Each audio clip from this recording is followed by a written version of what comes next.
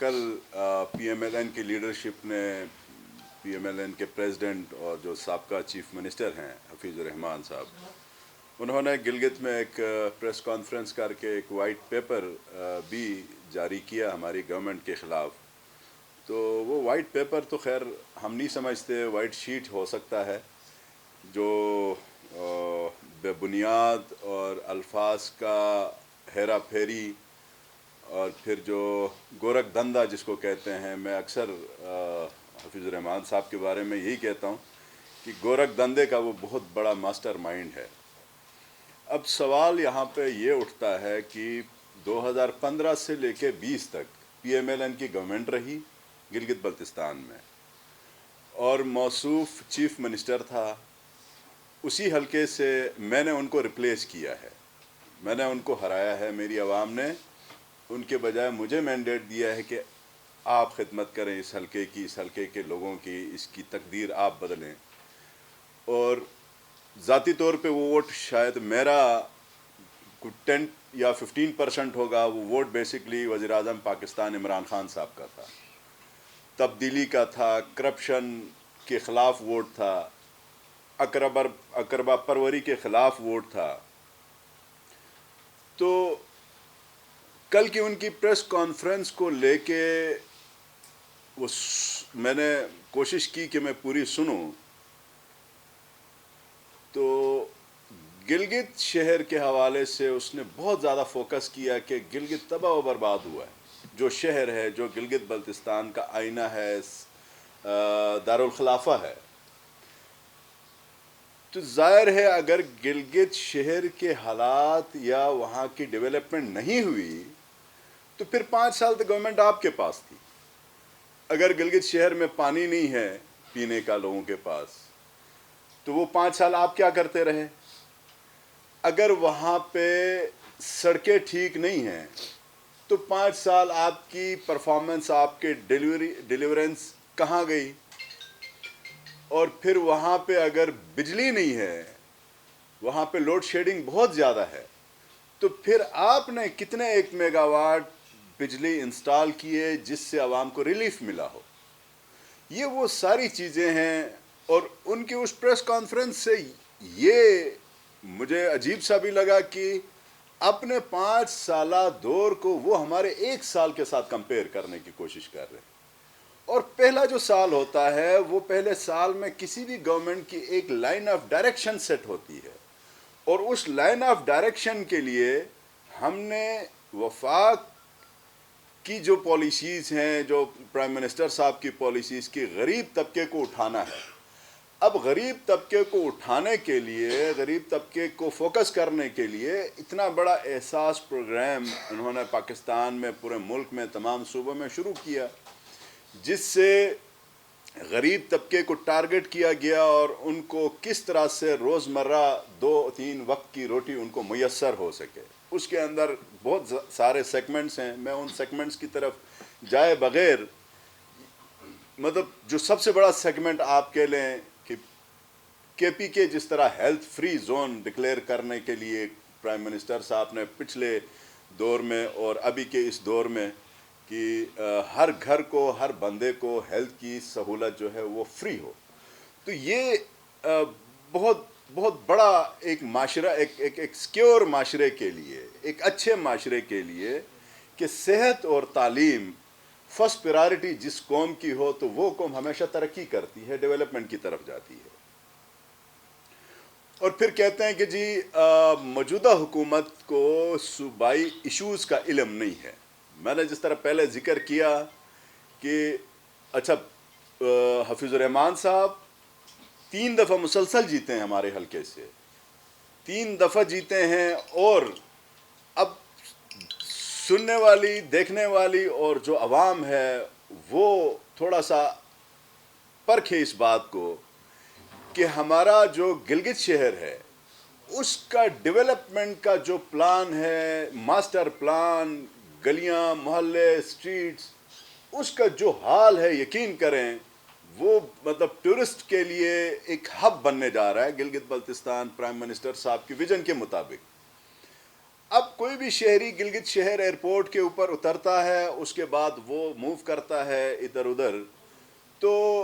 جو ایک پرسپشن ایک ہوتا ہے لوگوں کا کہ گلگت کتنا ایک خوبصورت شہر ہوگا، ان لوگوں نے وہاں کی گلیوں کا جو حال کیا ہے، وہاں کی سڑکوں کا جو حال کر رکھا تھا، وہ مطلب اس کی مثال آپ میں کس طرح کن الفاظ میں دے دوں، تو اس کو لے کے ہم نے ایک پورا ماسٹر پلان تقریباً 2 ارب روپے ہم نے اس سال کی اے ڈی پی میں رکھا ہے کہ گلگت شہر، اسکردو شہر، چلاس شہر اور پھر جو مضافاتی ہمارے جو وزٹنگ سپاٹس ہیں ان کو ہم کس طرح ٹاؤن پلاننگ کی طرف لے کے جائیں۔ یہ تو ہمارا فرسٹ انجیکشن ہے کہ ہم 2 ارب روپے سے ہم ٹاؤن پلاننگ کریں، ایک ماسٹر پلان بنائیں تاکہ پاکستان کے انٹرنیشنل لیول سے جو بھی سیاحت کے لیے آ جائے اس کو ایک ذائقہ ملے، وہ جو ایک خیال اس کا ہوتا ہے کہ گلگت بلتستان خوبصورت ہوگا، نیٹ اینڈ کلین ہوگا، سڑکیں کشادہ ہوں گی، وہاں کا انوائرمنٹ اچھا ہوگا۔ تو یہ وہ ساری چیزیں ہیں جو پچھلے ادوار کی گورنمنٹس نے کرنا تھا، اب خود نہیں کیا، اور ابھی آ کے 1 سال جب پورا ہوا ہے تو پی ٹی آئی کی گورنمنٹ کی جو جس طرح سے وہ پوسٹ مارٹم کرنے کی انہوں نے کوشش کی ہے، اب سوال یہاں پہ یہ ہے کہ ان کا پوسٹ مارٹم غصے والا تھا۔ پولیٹکس میں کبھی غصہ نہیں چلتا، اس میں آپ کو پیشنس کے ساتھ آپ نے لوگوں کو اپنا پیغام پہنچانا ہوتا ہے، لوگوں کا فیڈ بیک آج کل آپ ہی کے وساطت سے، صحافیوں کے، اور جو آپ 4 امپورٹنٹ پلر ہیں ملک کے،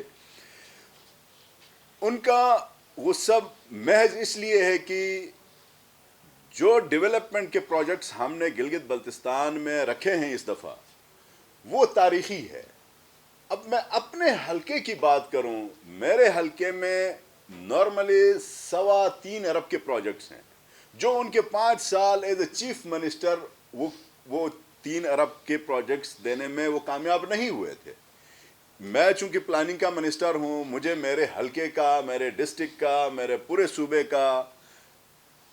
پورا پلان مجھے فنگر ٹپس پہ یاد ہے کہ عوام کی کیا پرائورٹیز ہیں، عوام کی ترجیحات کیا ہیں۔ گلگت بلتستان وہ علاقہ ہے جو پورے پاکستان کو، بلکہ پنجاب، سندھ اور کے پی، ان تینوں صوبوں کو پانی سے سیراب کرتا ہے، دریائے سندھ۔ لیکن ان لکیلی آپ بہت سارے صحافیوں کو اس چیز کا علم نہ ہو، میں آج بتا دیتا ہوں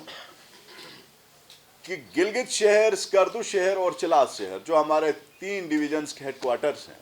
وہاں بدقسمتی سے پینے کا صاف پانی نہیں ہے۔ اور ایک بڑے ایک ٹی وی چینل، میں نام نہیں لوں گا، اس کی ایک رپورٹنگ کے مطابق گلگت بلتستان میں جو کینسر ہے اس کا کاز گندا پانی ہے، گردوں کی بیماری گندا پانی، مطلب اس حد تک کنٹیمنیٹڈ واٹر گلگت بلتستان کے لوگ پیتے ہیں